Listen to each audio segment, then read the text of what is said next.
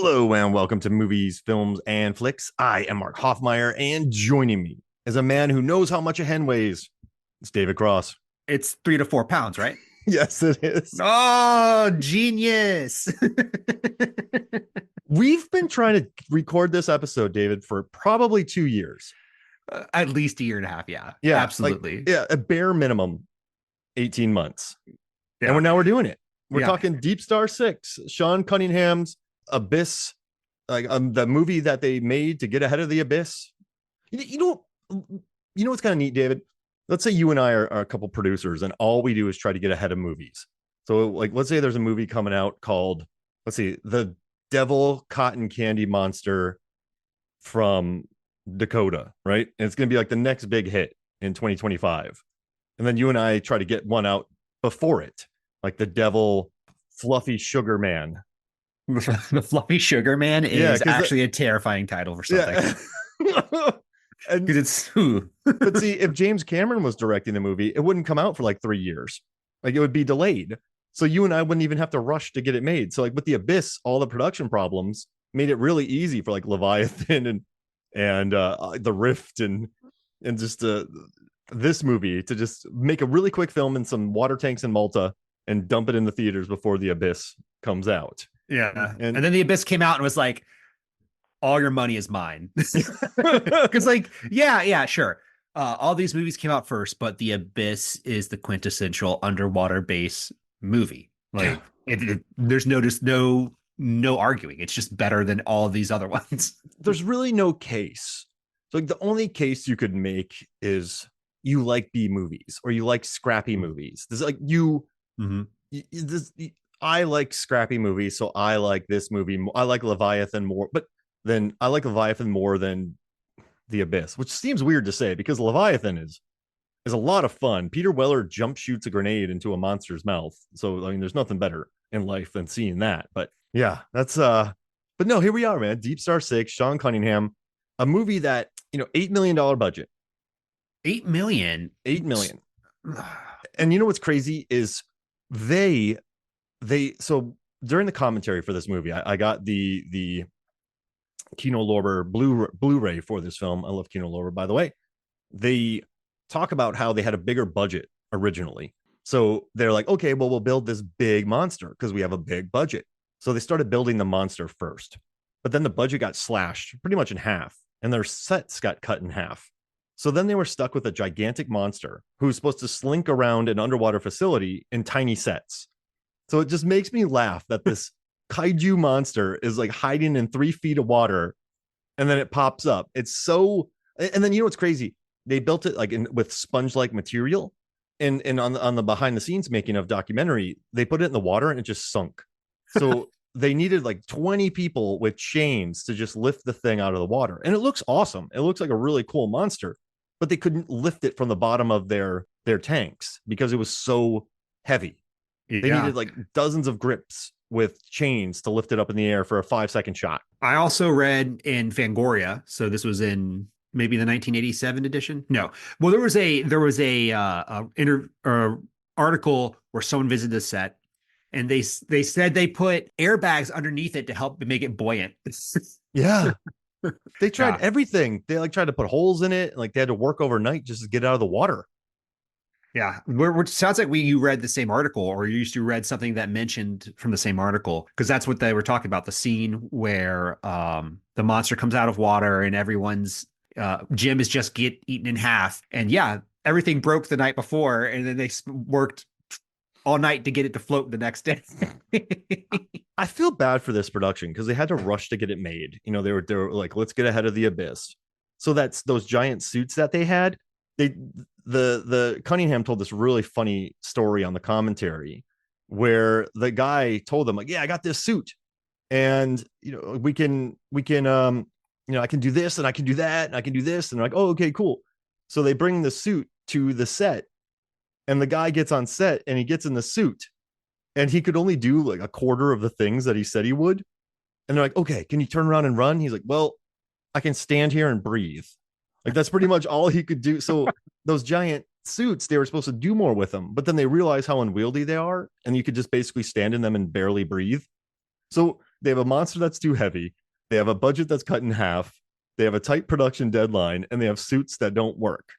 And the set that's too small. You want to add some more to this? Eighth or nine draft of the script because of logistics. A director who didn't want to direct it, and the FX team who were not interested in the movie but were interested in the FX. So like, this is a movie that was hamstrung from the start. And you know what's interesting? Like, I took some timestamps. So the monster makes its first appearance at 29 minutes, barely, and it destroys a ship and eats 2 people. But then it hits another ship, and then it takes 10 minutes to rescue them. And at 48 minutes, that's when the people are able to escape. So like in the middle of the movie, it's basically dedicated to people sitting inside of underwater submersibles with okay, the budget went to sparks, steam, and blinking lights in this movie. There's as a somewhat of a blinking light aficionado of cinema, like I love blinking lights. Like I was watching Crimson Tide the other day, or Hunt for Red October. I'm like, I love these blinking lights. But it's, you're watching this, and it's oh man, it's just a silly little movie. It's very cynical. You get very little of the monster because it's too heavy. But that's what I love, though.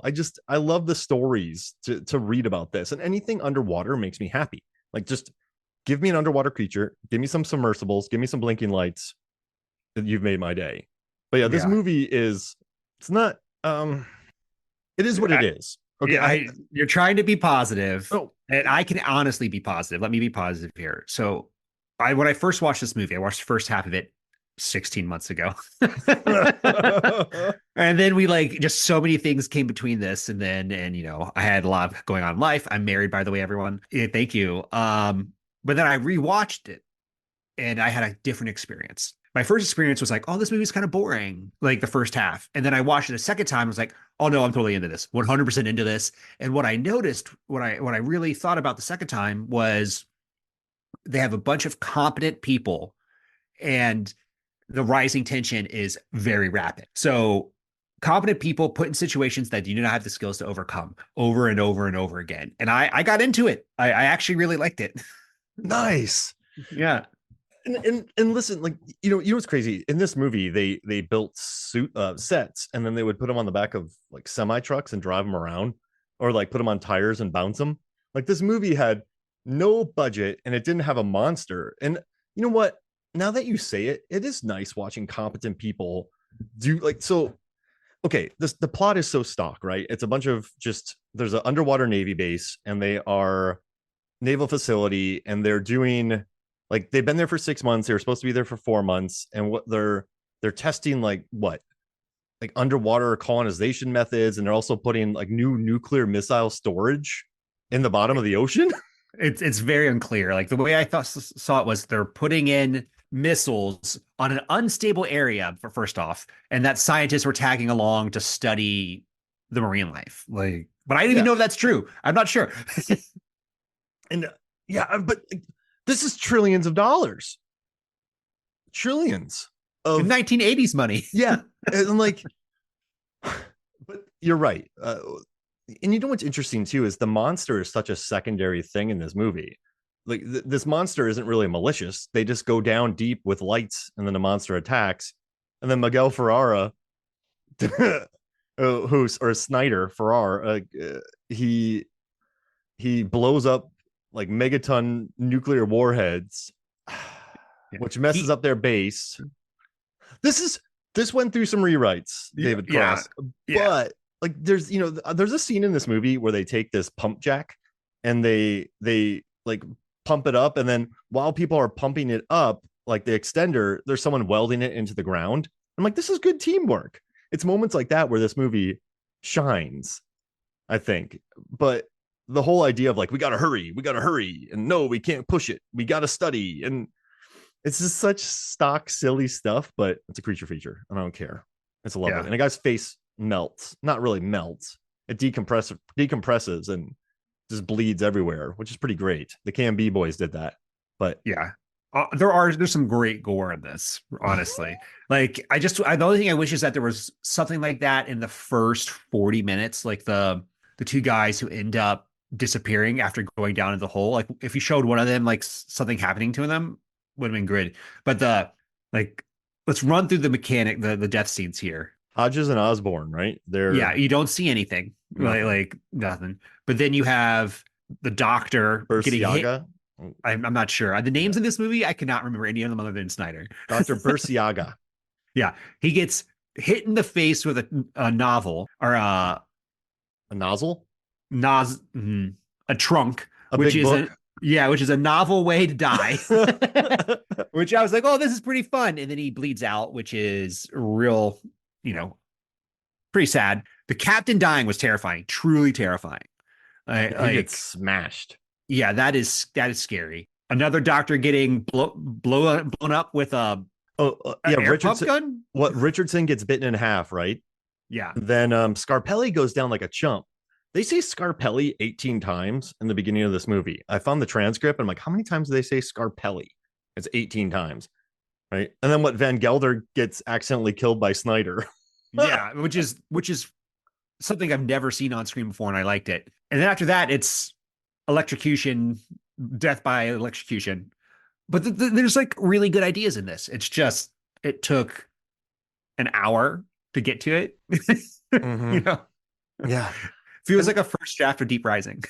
I feel like they wanted more creature mayhem. They wanted bigger sets, but at the end of the day, I think this is the problem. When you are making a cheap knockoff of a movie to beat another movie to the theaters, you need to maybe go the what Olympus Has Fallen route with Gerard Butler when they just go in tight corridors. Then like they're not trying anything really excessive. They're just like we're going to be violent as hell. This movie, I think, was a little bit too ambitious in it, but I think it needed to realize that it was a movie designed to beat another movie to the theater, if that makes sense. Like Mhm. it needed to be uh, more streamlined and more fun. But I think this one is a little serious. All the acting's fine though. Like all the acting's fine. All uniformly across the board, it's good. But it's just too much. Like it's just we're in an underwater facility. There's a giant monster. That's it. Like we don't need more. Just competent. Like it's underwater, right? Underwater starts immediately, and then it's competent people trying to survive. So I think if they would have gone that route, they would have been better off. But also, every scene that they have to put water in a tank, every scene that they have a monster, that's money, and they didn't have a lot of money. So it's a like, what do you do? But maybe you don't write that type of like film, if that makes sense. Maybe you make it more of a chamber piece. So all around, it's an interesting watch, and I'll watch it again if it's on TV. I'll keep it on, but it's just an interesting. It's all you're right. You know when a movie's all there, but it's not there, but then you Mhm. still like it because of what it is. Like there's no creature feature I won't watch.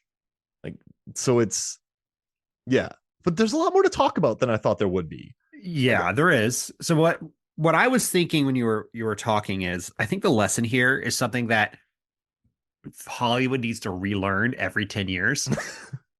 Don't make water movies. I mean, Jaws was way over. There's this movie. You Waterworld. have Waterworld. Like, unless you have a lot of money, don't make movies with water. Yeah, and that's a great point. I think that's why Deep Blue Sea worked. Like they had problems with crickets and everything, but they went to the Titanic sets.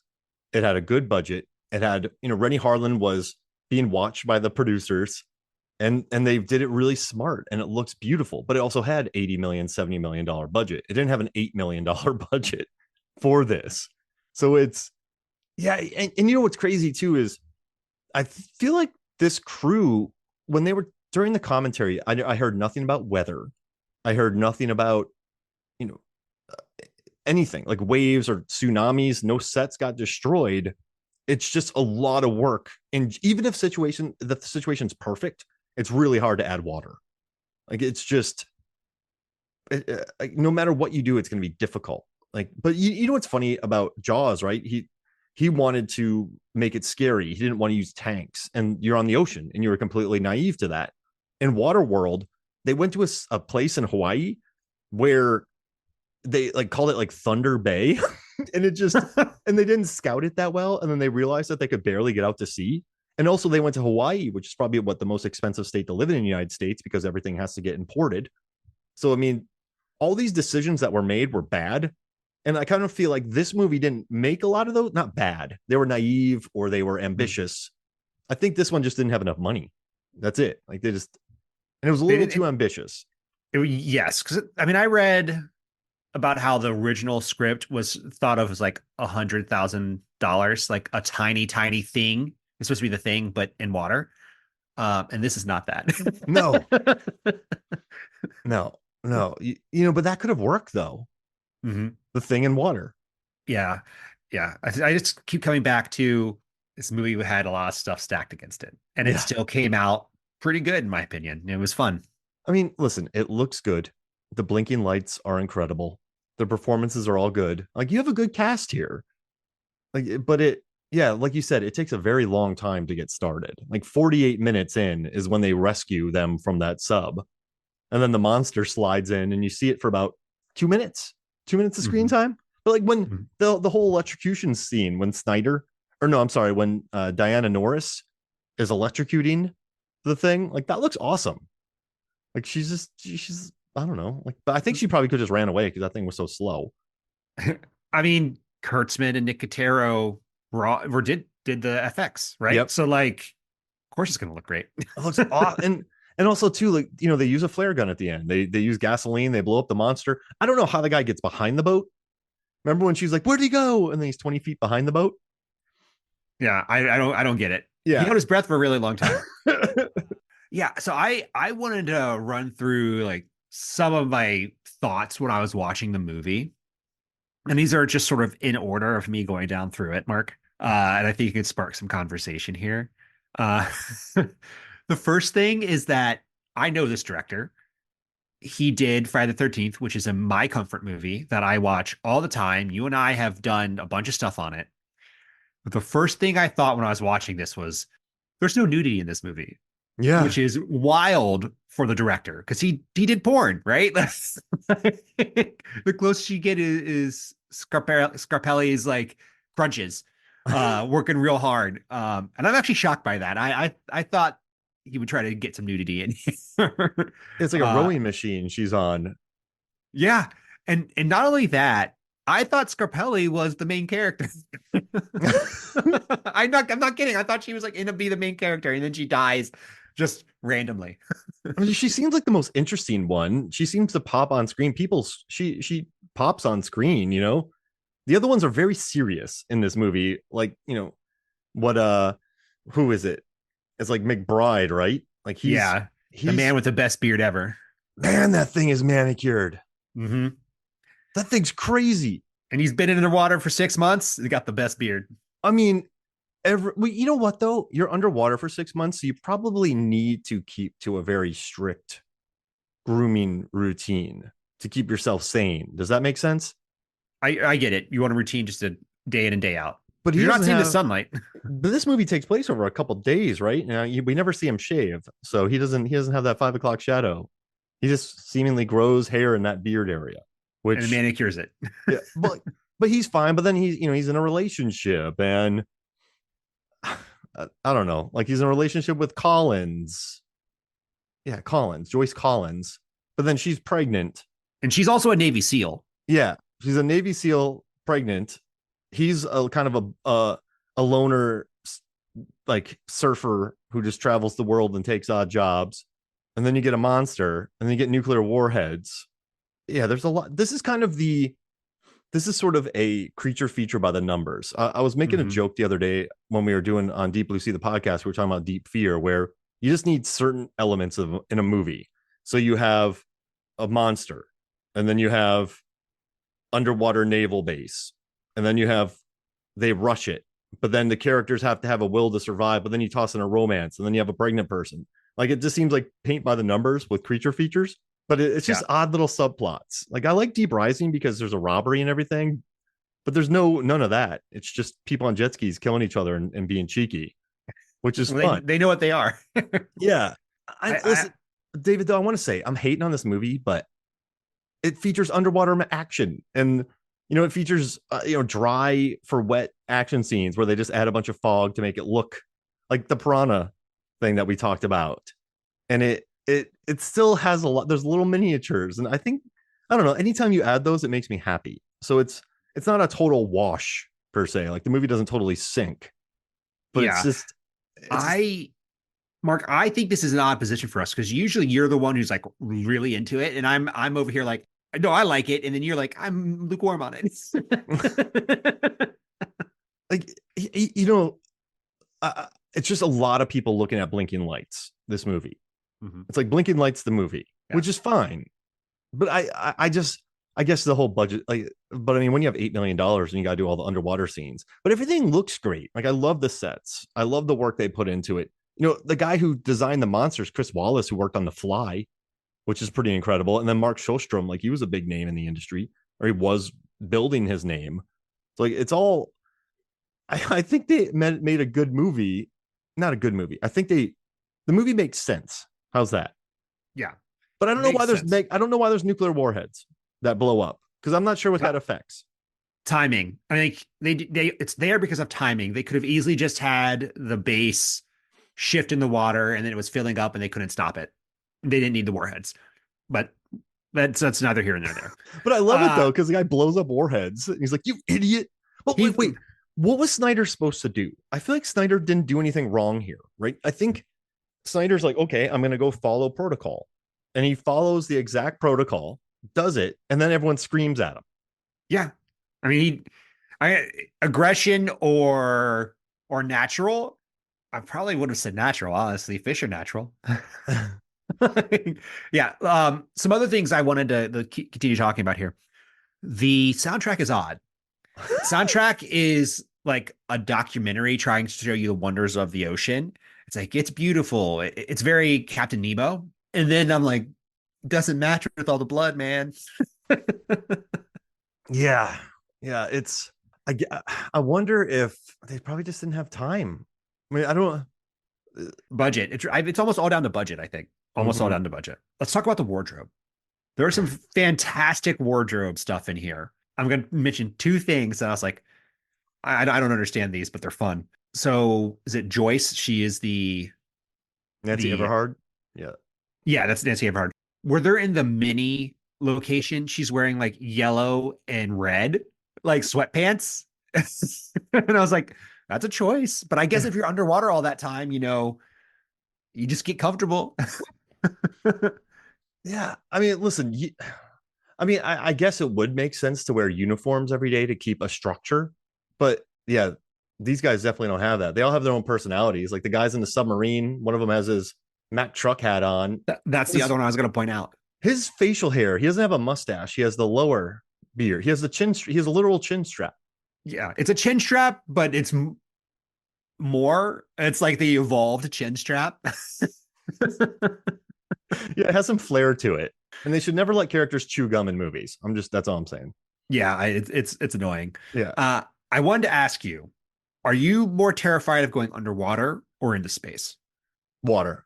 Water, 100%. There's no question, right? Yeah. Listen, I'm taking deep space because there's no sharks up there. And no, I don't know. Just being on the ocean, no matter where being in a swimming pool, when I'm on a tube, I'm like, something's going to eat me. So, I mean, I'd rather see space. Like, I feel like that's more, well, I mean, if I could be in the Mariana Trench and find an ancient civilization, then perish, that's cool. But if I could just see the Earth and then have like a gravity situation, that seems better to me than a underwater thing. So I'm going to take that. Yeah, I'm terrified of the deep ocean. And I just listened to James Cameron. He's like, don't screw with this. Yeah. I mean, yeah, it's like there's some things you just can't control and some things you don't want to run up against. And yeah, I think there's a lot of stuff down there we don't know about. But I mean, and they mess with the ocean here and they get attacked from a giant crab monster. Or the term for it is a Diplodon. Diplodon. Yeah, Diplodon. Huh. I just called it underwater grabber. Underwater grabber. It's like, I don't know. It's like, this is underwater grabber. Okay. What do you think about sonar scenes or radar scenes when it's like 200 yards? It's coming. Like Godzilla missile, like missiles. Like, what do you think about those scenes? We're like, oh man, it's 200 yards. It's 150 yards. it's 100 yards. Like, what do you think about those scenes? Aliens has them. This Yeah. one has it. Like, Yeah. what do you like about those scenes? They mostly don't work. The reason it they don't, but the reason it works in Aliens is a very specific reason. Is because they know that they have locked themselves in a location, right? And they're like, we're safe. And it when they cross the barrier, then you're like, oh no, you're not safe. Right. And this thing, it's like there is no notion of being safe. It's just coming and it's big and it's gonna hit you. So it's Mhm. just explaining what's already happening on the screen. That's a great point. Yeah, because that I mean that's why it works, right? They go under and above the Mm-hmm. aliens. The guns take them out, they evolve, and then you're like, holy crap, now they're close. So it's not just Yeah. radar for radar's sake or sonar for sonar's sake. That's Yeah. interesting. I will say I love it in Battleship when they're doing the sonar and they're playing Battleship with it. Listen, I'm an unapologetic Battleship fan. And when they start playing Battleship in the middle of the movie, I just I almost ran around the theater.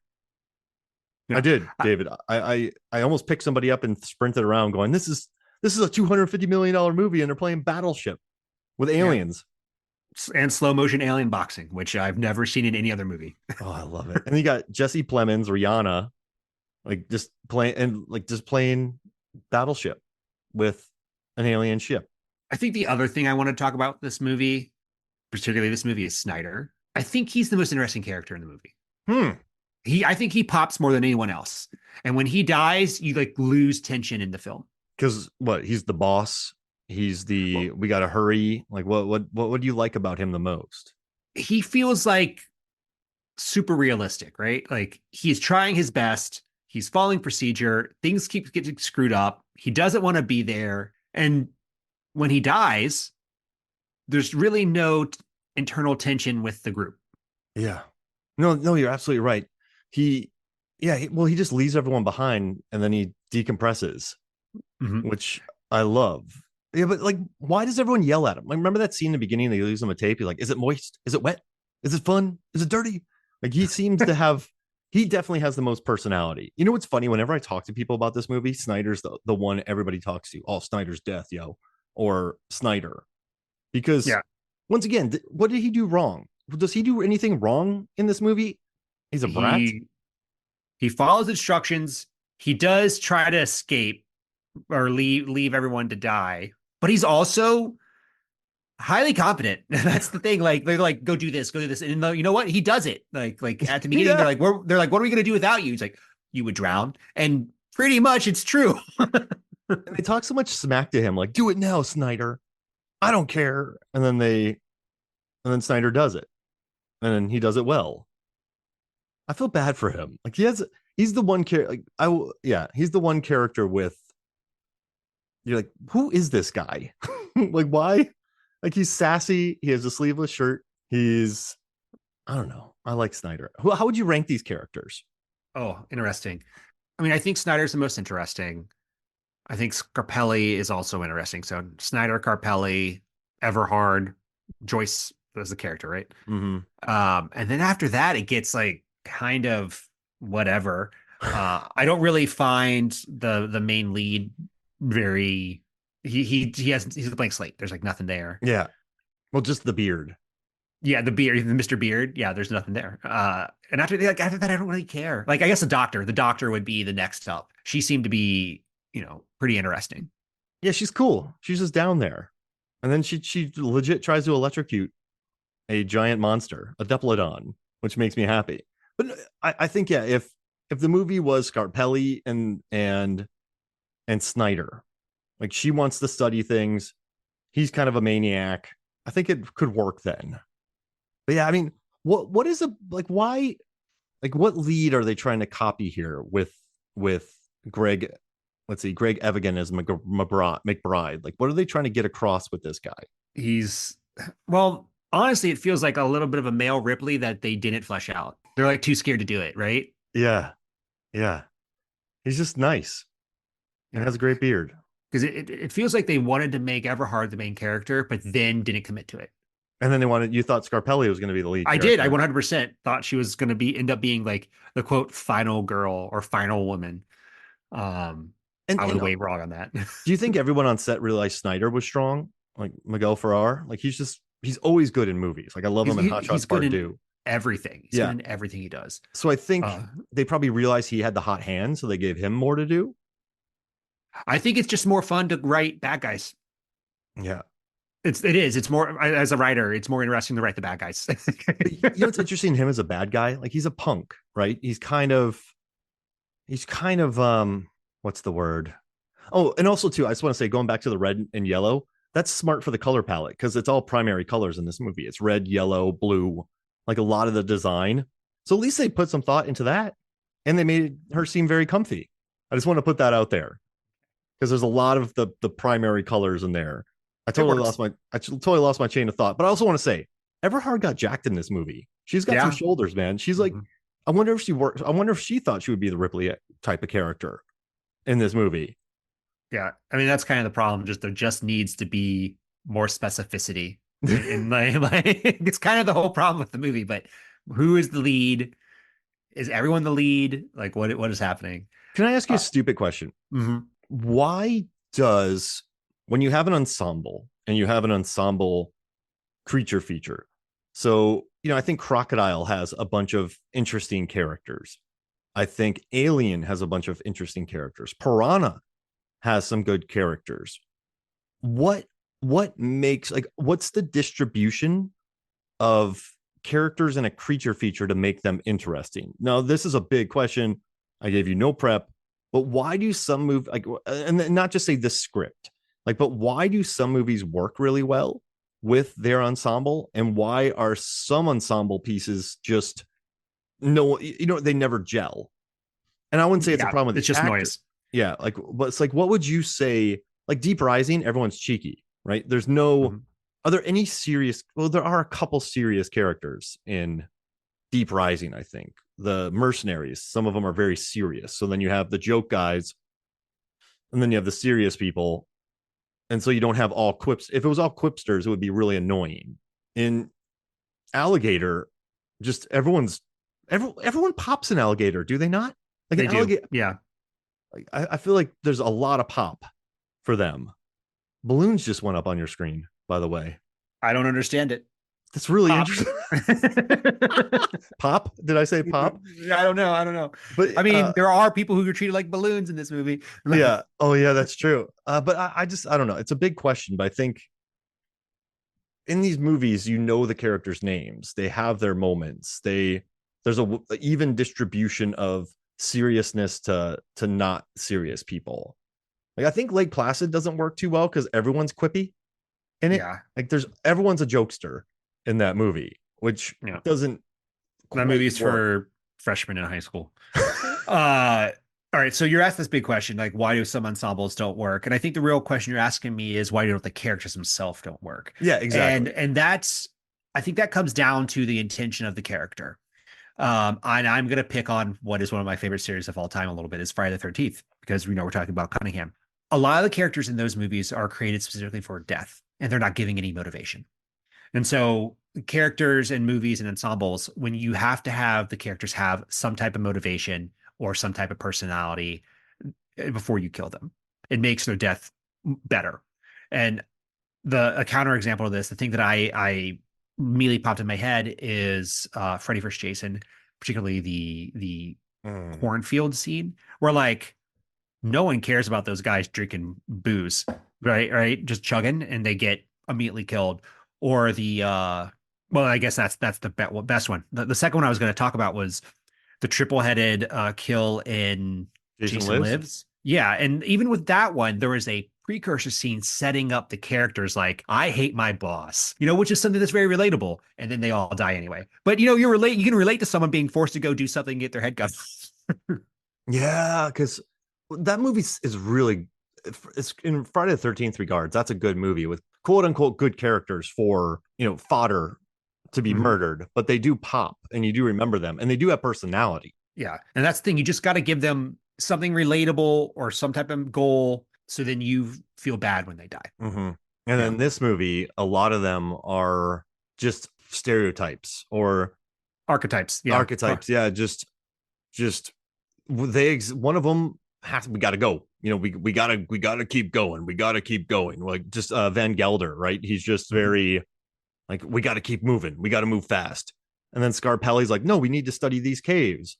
And then she has her boyfriend, Richardson, he's a nice dude, but he actually has one nice moment where he's like, hey man, I knew you and the captain were friends. Like that's a bummer. Like that's like a pretty human moment. I kind of liked him. I liked him too, but it's a very odd scene. You don't go plunder the captain's quarters for a picture immediately after he dies. Yeah. But I appreciate the concept there. It's like, yes, you know what I mean? It's kind of this whole movie. I appreciate the concept across the board. And so I think, yeah, they don't have, I think, you know what's interesting about Deep Rising? When you bring in mercenaries, their goal is to be a mercenary and steal it. So when they're killed off in Deep Rising, that's what's going to happen because they're mercenaries. So they don't really need to have character motivations because they're there to steal from the boat and then they die doing it, which makes sense. But yeah, like it's like I love the captain, but his whole thing is like, I'm just gonna, like, oh, like you need to get with that woman. Like like she's too good for you and you need to get over yourself. And then he sacrifices himself. Like it's very, as a character, he doesn't register. But once again, the acting's fine. But also, this wasn't the goal for this movie. So, okay, David, since this was supposed to be a $8 million like movie to attempt to get ahead of Abyss, is it successful? I would say yes. I would think so. Yeah. I mean, it came out first. The whole point of this is literally Cunningham was like, he was only aware of Leviathan, came out in the same year, came out in March. He was like, we want to be first. And guess what?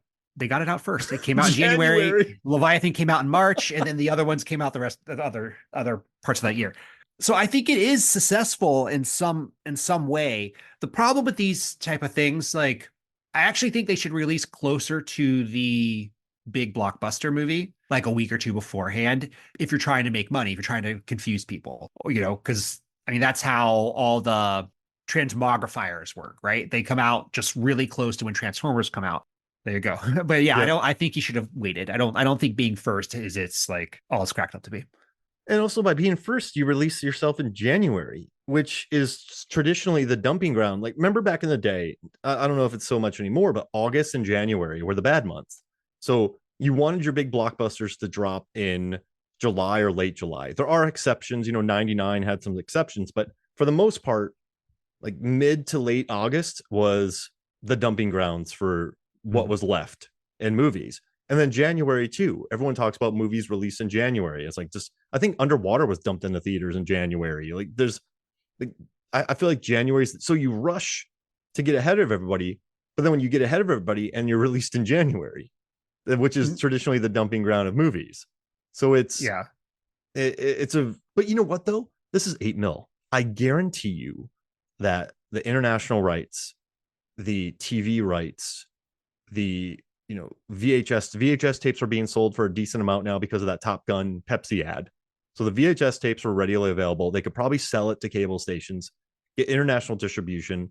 They made $8 million worldwide on the theater. They didn't break even probably because of PR and print and commercials and stuff. But this made its money back overall, I would have to say. I mean, 8 million, make 8 million in theaters, sell your distribution rights. So it was profitable. So someone looking to make a quick buck, I think they did it. Which is Cunningham's whole thing. Like he makes the Pepsi of other movies, right? Yeah. right. Yeah. Like so he did a version of Debbie Does Dallas when he was doing porn. He did Friday the 13th, which is a knockoff of Halloween. He did this movie, which is Aliens in the Abyss. Like he did, was it Manny's? He did something with a baseball team, which is Bad News Bears. Like this is who he is, right? He just finds something, goes at it fast and cheap. And this one, what's interesting? This one has a bit of this one looks good though. The sets look good.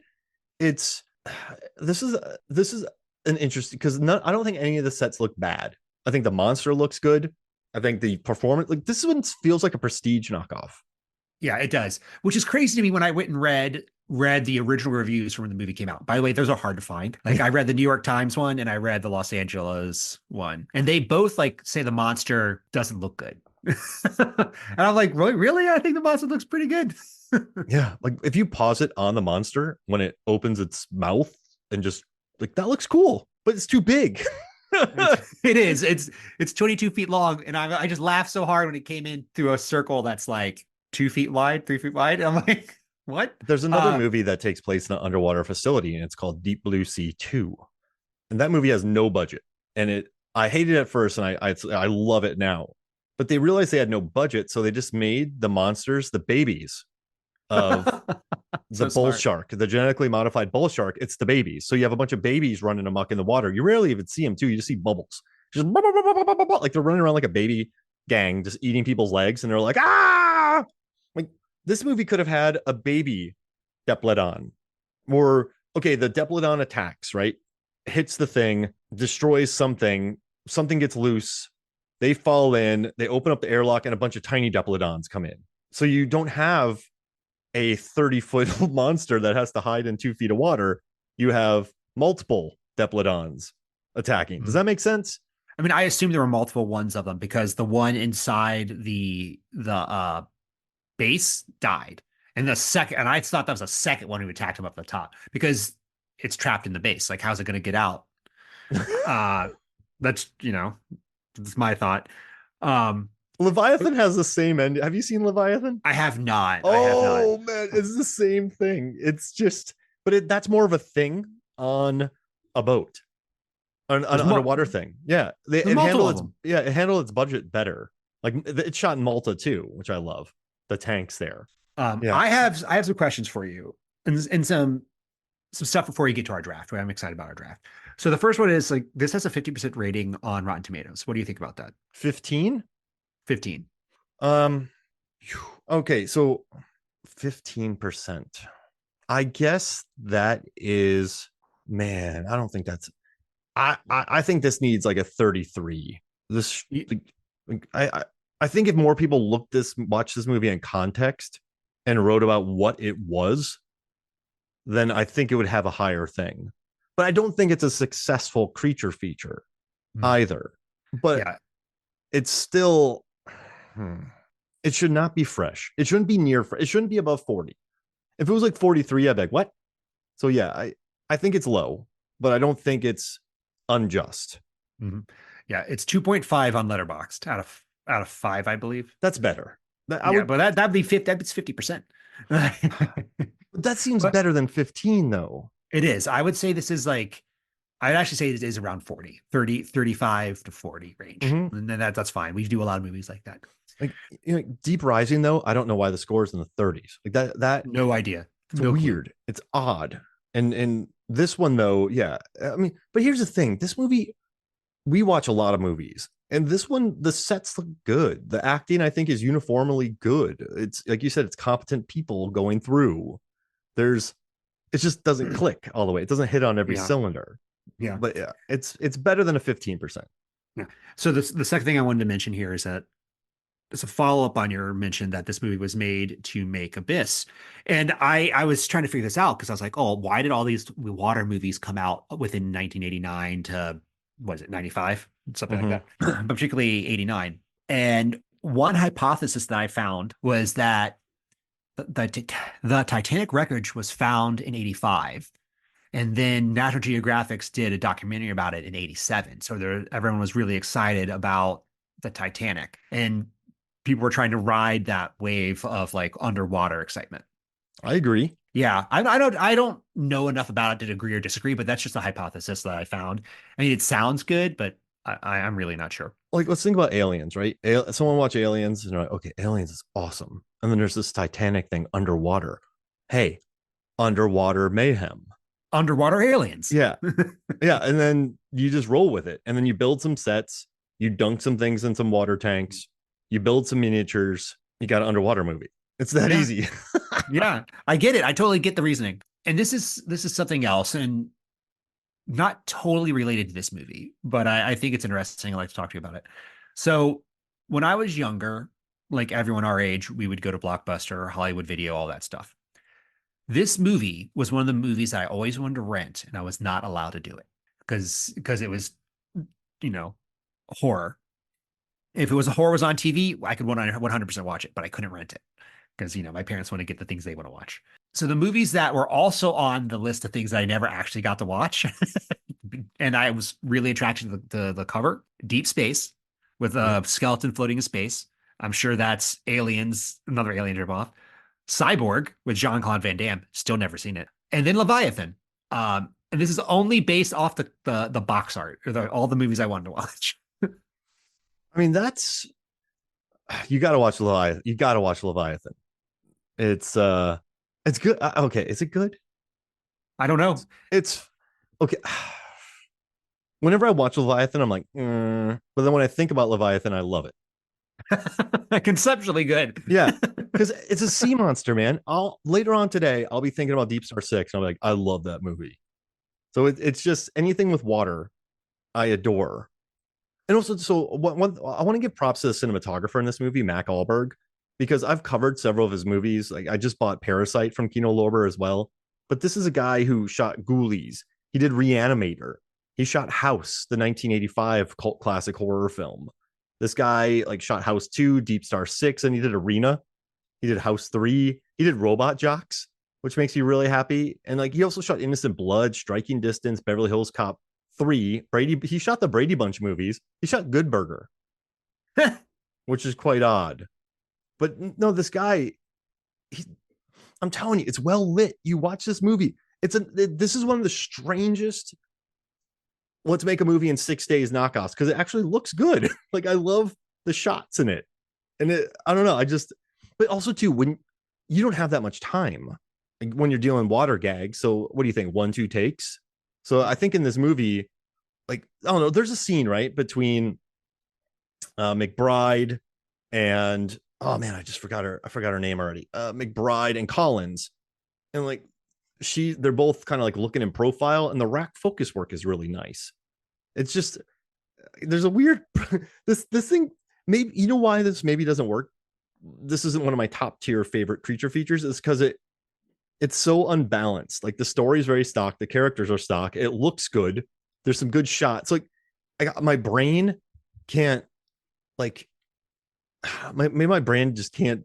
Okay, well that's cool, but that's a dumb idea. Or that monster isn't even lifted up right now. Who is this guy? Oh, that shot looks good. So it's a movie that doesn't flow too well. Yeah, because it's either like a lot of like alligators uniformly good, right? And you can just roll with it. But then there's those movies that are good, kind of bad. They're not don't really office or anything, and you kind of feel it feels like a roller coaster of a movie that you can never fully gel with. So maybe that's why I have a problem. that's a good point. It's a bunch of really talented craftsmen who don't really have any passion for it. Absolutely. And also one thing I've noticed is that when productions are under duress, like if there is, Poseidon, that movie was just they had to make it very fast to hit a deadline, and they had tons of water effects. And I think the actors in that movie were just trying to survive day to day. They didn't worry about the script because they're like, we just need to shoot today. I think with this movie, the budget got cut, the monster didn't work. You were just sitting in a pool all day trying to work this monster. And I don't think the script was important. I just think they didn't have time to think about the script. They're like, okay, we need to get this monster up. Like we need to have a monster in this movie. We need to figure out how to make this thing work. Like with we need to get it in. We need to work on all these sparks. We need to work on all this smoke. We need to make sure the actors are safe. We need to make sure the camera's safe. We need to make sure the lighting doesn't blow people up. We need to make sure we rig this set on this truck so it doesn't fall off. And so I think when you have these productions that are low on budget sometimes and you just have to go, I think they're just not worried about the script. Like the script is fine. The script is fine. The characters are fine, but we don't have time to make this Aliens. We don't have time to make this Mad Max Fury Road. We just have time to do what we have. Does that make sense? Yeah, put it on USA Today. Call it. Like, because that's what it is. It's a slightly more than a made for TV movie. Yeah, right. And people talk about the greatness of Mad Max, but there's so much downtime in that movie, and there's so much room for characters with people just sitting around. Like and there's a huge budget too. So it's unfair to compare this to bigger budget movies like The Abyss with a lot of character development, because you can't do that on these. I'm telling you, man, you just got to go. Like you just got to move. Unless you have, like a sales writing alligator or a really good director or more money. But yeah, I think on this one, people are just like, okay, we just need to go flick these lights and let's move. So I understand why it is what it is, if that makes sense. We shouldn't expect anything great out of this. And so I think what we do get's fine. Yeah, I think it's a little more than fine, but I agree with you. But yeah, I guess to expect the abyss is unfair. We need to expect, we need to tamp in, like lower our expectations and just know what we're watching, if that makes sense. Yeah, this is Ghost Ship. Going with low expectations. I guess my problem is though Piranha, right? And yeah, but Ghost Ship's crazy and it has that early 2000s aggressiveness and like there's really bloody stuff and it's kind of dumb and it's like a pretty interesting plot too. So Have you ever covered that? I haven't, but I I know think I know you and you I know Megan loves it. yeah, So that's a if you want to someone else to join you for that one, I'd talk about it. yeah, we should. And John Pogue, the writer of the director of Deep Blue Sea, wrote it. So that's pretty cool. But it's I think Piranha and Alligator sort of are outliers in how cheeky and good and fun they are. Mhm. Like they were made for just as cheap and they work. So I guess when you watch this movie, you got to know that there are similar films that do really work. Just not underwater. Yeah, just not underwater, and they're rare. Like it's a very rare for these movies to excel. So, I think based on all things considered, this movie's good. Mhm. So, Mark, before we jump into our draft, which I'm very excited about, again, I want to mention one final thing. Uh-oh. So, the doctor, Sydney Pickett, I believe that's the actress. Does she look familiar to you? She's a mom from something. She is a mom from something, a movie that we've covered. Ferris Bueller. No, she's a mom. Oh yeah, she is the mom from Ferris Bueller. Where is she from? No. Oh, son-in-law. She's the mom and son-in-law, a movie that I love to death. That's amazing. Yeah, good job wheezing the juice there, bud. Oh man, she has quite the resume though. I mean, she works. Yeah, I mean that's all of them pretty much. All the actors, like I was like, they all get the that guy award because I'm like, I've seen you in stuff, but I don't know who you are, except Miguel Ferrer, who's in RoboCop, right? So like, Yeah. you know immediately who he is, and Night Flyer and The Stand. And by Hot the way, Shots he's Bardot. yeah, and he's also the co-creator of Comet Man for Marvel. Like, dude was amazing. Like, he did pass away in the late teens. But like he's the one. I think he's kind of the shining light in this movie as far as 100%. characters. And so, but I mean, he's also a good actor. But he also has an interesting arc too. Like he's not just the stock guy because he could be easily evil, right? He could have blown up the things himself because he's a brat, but instead he follows rules and everyone yells at him. So it's an interesting role. Yeah. Are we gonna jump to our draft now? Let's jump to our draft. Let's do it. So what is it, David? Can you take you want to tell everyone? So I suggested that we draft underwater bases in honor of this movie. And Mark, please let me know if you disagree with you on this. It was really hard to come up with a bunch of underwater bases. So we expanded it to like underwater locations, I would say. Yeah, and cities and stuff like that. Yeah, exactly. Okay. And Mark, I'm gonna let you go first. I feel like you never get the opportunity to go first. Oh my gosh. Okay. So I'm gonna lose because of this pick, but I'm gonna take Achilles from Deep Blue Sea 2. So I haven't seen it, but that's awesome. So Deep Blue Sea is about this guy who is trying to genetically modify bull sharks so that he can utilize their brain proteins to fight the oncoming AI robot battle. That sounds odd. Yeah, and the thing is, it doesn't have much of a budget, the movie, so they use the same sets over and over. They just use different lighting, like red, green, blue, and the Achilles outside is just the barest minimum of sets that they plopped on a South African studio's water tank. But it is perfect. So yeah, I'm gonna take Achilles from Deep Blue Sea 2. Okay. I have to take this just for the movie, a movie that I believe was criminally underseen and has since grown a cult following. I know you know what this is, Mark. Underwater. Go watch Underwater right now. That's what you got to do. Yeah, what are you doing? Like it's you don't know, people watch it and like it's too much like Alien. I'm like, Alien robbed from so many movies. Like you watch like Planet of the Vampire, you watch all these different movies and you see the DNA of Alien and many things that came before it. So by saying it's too much, like, it's just annoying. Everything borrows from each other, David. Like it's such a, I love it. I love underwater and so economical and fast. Mm-hmm. With some gnarly deaths too. I interrupted you, but you know how much I care about that movie. So I had Yeah. oh, perfect. And like K Stew's just crushing it in it. Like it's just she's so good. Like I'm a big fan of that movie. All right, so I'm gonna take the underwater base in GI Joe: The Rise of Cobra I forgot about that movie.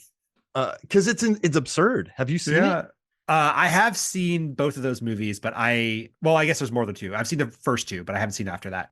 Yeah, I remember actually like digging the second movie. I was like that there's a scene where everyone's like flying around on cords. And I was like, that's pretty cool. Well, listen, our guy Stephen Summers, who we've talked about a lot with the Mummy series and what Deep Rising, he and yeah, yeah, and he directed it, and it's just big. So it's underneath the water. It's gigantic. There's an underwater sea battle, and it's like in Antarctica. And the way that they destroy it is like blowing up ice chunks and icebergs that just fall for some reason, even though they were floating. Just fall and destroy it. Like it's just the logistics of that base are mind-boggling. So yeah. I had to take it because it's a beautiful underwater base. Okay, so it's my turn again. I am going to push the boundaries here, and you can tell me if I'm wrong. I can't believe I'm doing this. NYC from Underworld. It's this underwater city. It's the mariner sees when he goes underwater. Oh, yeah. Yeah. It's an underwater city. Like it might not be inhabited at the moment. It's a city that's literally underwater. And I also always kind of think like there's probably like more evolved mariners like deeper in the water. Yeah. That movie, it's like it's still pretty much intact. I feel like everything would have, I don't know. I don't know how that works. There's monsters everywhere. There's underwater cities. It's perfect. You got it. I love it. It's a city, a literal city that's underwater. Yep. Okay. I'm going to take Meg to the trench because they build an entire, they build an underwater facility in the trench underneath that. Like they build it where all the megalodons are. And then they're like, oh, you got to turn off the light. But how did they build it without lights? I have too many questions, David. Yeah. So I'm taking the underwater facility in Meg 2. The trench. That's a good one. It was also on my list. How like they're like turn off the lights. Yeah, like, I love that movie. Yeah. Oh, it's perfect. Okay, this is a little bit hard. I was gonna do Meg too. I was gonna do the Meg also. You can take it. No, I think I'm gonna do Aquaman for Atlantis. I really like that version of Atlantis. Yeah, it's a lot of fun. Like it's big and I like that there's like a freeway and you have to pay a toll to get in, and there's security. It's a real city. Yeah, like there's like I love people are just waiting to get in. It's like traffic in Atlanta, and it makes me very happy. I hate traffic in Atlanta so much. Yeah, so that's perfect. So then I guess what I'll take next is Otagunga, the underwater city in Phantom Menace. Yeah, that was also on my list. And you know what's great about this underwater city is the trip there. Like I love that they have to go through the underwater with all the giant monsters. Just like there's always a bigger fish. Like it's such an iconic scene. Yeah. So that's my fourth pick. I'm very happy with that one. I'm gonna take another oddball one, and I might have to defend it. And this is gonna spoil the movie for Pandorum. So but it's Pandorum because the spaceship is underwater and it's been there for millions of years, creating a city. So like maybe not millions, but it's been there a really long time. So it's technically a city underwater. Yeah, I mean it's underwater, and it's a city, and it's thousands of people are there. Yeah, that's a stretch, right? But it fits the criteria. All right, so I feel like Abyss is too easy to use, right? Like, so I'm not going to use Abyss. Then you know what? I got to give a shout to Leviathan. I'm picking Leviathan because Peter Weller, alien creature, Daniel Stern.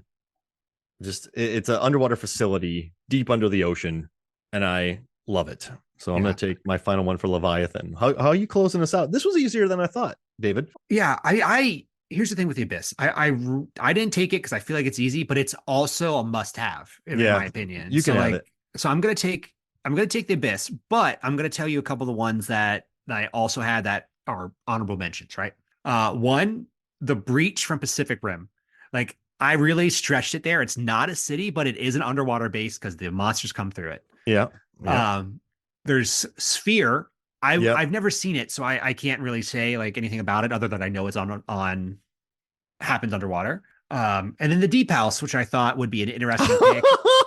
Oh man, can I take Yeah. that instead of Leviathan? If you want to take it, yeah. About it Go ahead. underwater. I didn't even think about that.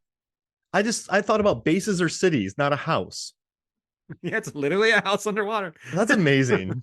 Uh, Oh, I've done an episode. I love that. We've covered that. It makes me very happy. so do we want to winnow this list down? Yeah, yeah. Can we? Okay, so we're gonna drop it down to what? You want to do 3 or 5? You know what? Let's do 3. Let's really force ourselves to pick the best ones here. Well, okay. I think your creative. Okay, so I love the creativity of Pandorum and Deep House.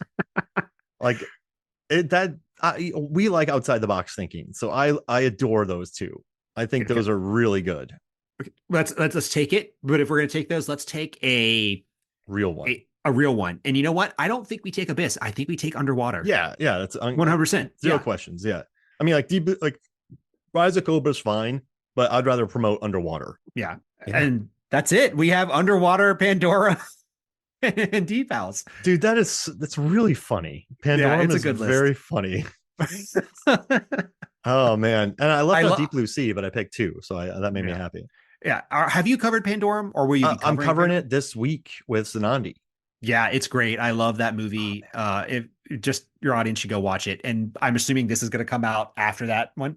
Oh so no, before. Well, after you listen to this podcast, listen to Pandorum. Yeah, exactly.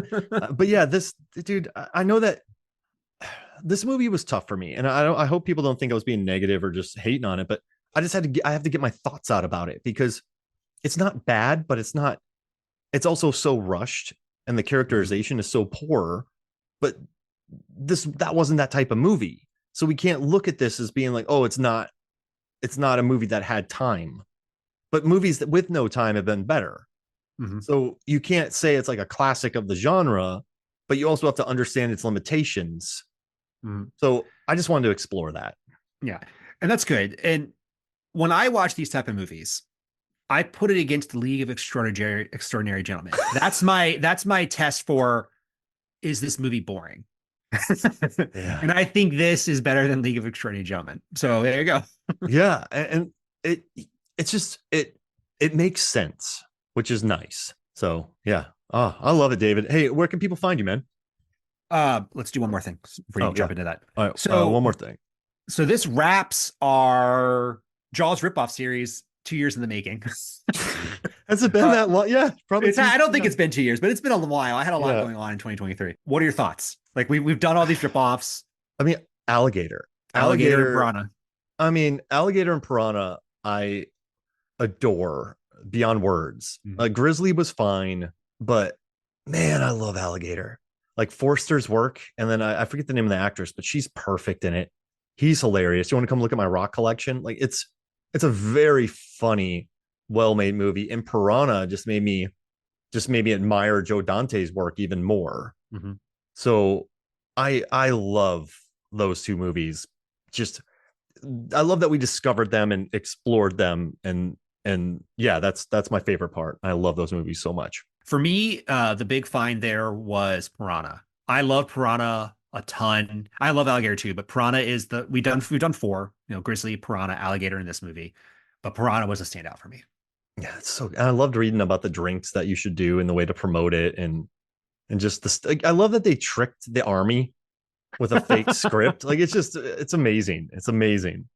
That's so good. Yeah, no, I'm just glad we did this, man. I love our series, and now we're gonna be. Wait, are we gonna jump into Love and Monsters, or are we gonna do Insidious? Should we just just go for Insidious? Because we should pushing. Yeah, all right. Yeah. So the next movie is Insidious. Well, not just that, we're doing the entire franchise. Yeah, backwards or forwards? Forwards. That's not a movie. It's not a one you want to do backwards. I'm like, you get the 2. Like, what's going on? Yeah. All right. Yeah, I already bought all of them, own all of them, so I'm ready for the series, man. I can't wait. Excited. All right, this is awesome. So Yeah. So for me, Mark Hoffmeyer, and for David Cross. Wait, did you get your stuff out there? Did you tell them where to? I didn't. Okay. Here, wait, hold up. No, I'm just really excited to get Insidious going. I'm ready to talk about Patrick Wilson and his cardigans. So, David, where can people find you? Yeah, you can find me at It's Me, David Cross, on pretty much all of the social media platforms. I hang out on X/Twitter. I also co-host Award Wieners. It is a semi-regular podcast about Oscar-winning movies. We're gearing up to do our 2024 Oscar guide. Check it out. It's really focuses on sharing a lot of knowledge and behind the scenes about Best Picture winners. I love it. I love it. And yeah, so this was great. And so for me, Mark Hoffmeyer, for David Cross, this movie Sons of Flicks. We'll see you next week.